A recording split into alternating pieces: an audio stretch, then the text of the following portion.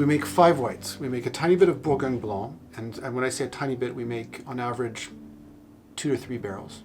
We make some Morey-Saint-Denis Blanc, which is also in the Porou, on the lower part of the Porou. That was a pragmatic decision because it really would be more of a red wine soil, but it's an area that's potentially a little bit frost sensitive, and that seems to work better with Chardonnay from the farming standpoint. The Chardonnay is a little less sensitive, and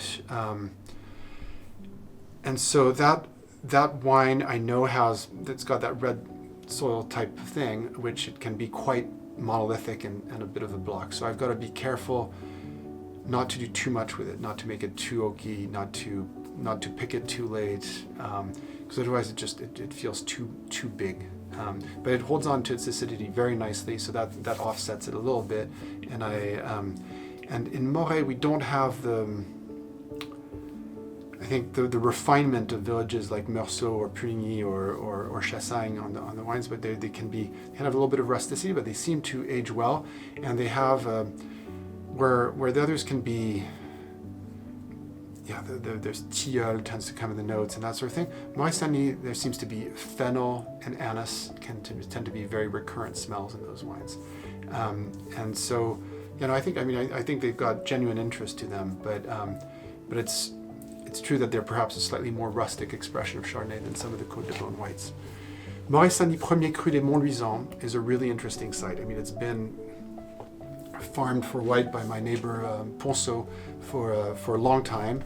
Theirs was a blend of Aligoté, Pinot Blanc, and Chardonnay. We are pure Chardonnay. Theirs is now pure Aligoté.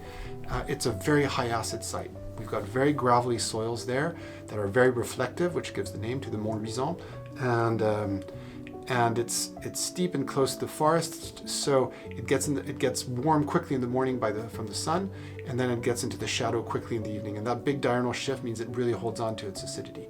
So honestly, when we bring in the samples, our enologist tells us that they're among the most high acid wines or high acid musts on the Côte.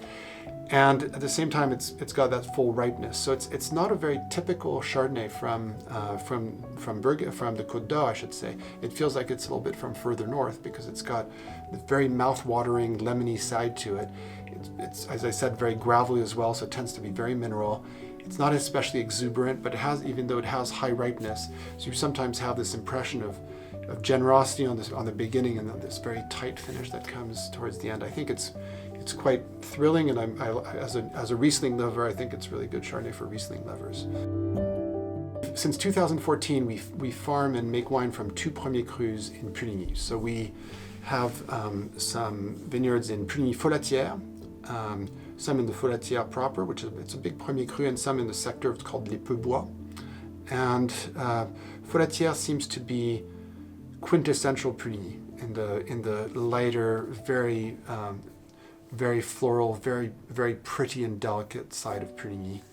Our winemaking, where I'm really looking to make wines for aging, so I may be a bit more extractive at pressing, maybe makes it not quite as elegant as some of my colleagues in Puligny, to be honest. This is something I feel I need to work on. And then we make some Combettes, Puligny Combettes. Combettes is on the northern side of Puligny, just on the border of Meursault. That's a site that's warmer, and historically, from what I understand, and I've now been making it for a little over 10 years, so I'm starting to, it's certainly a consistent character.